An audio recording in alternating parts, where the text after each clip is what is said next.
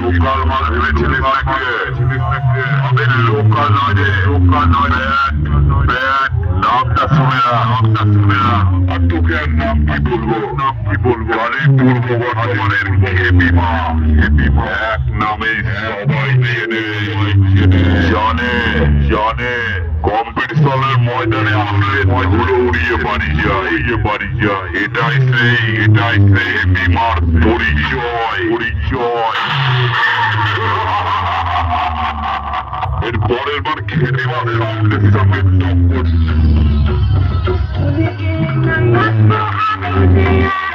तुझे कोई भी हम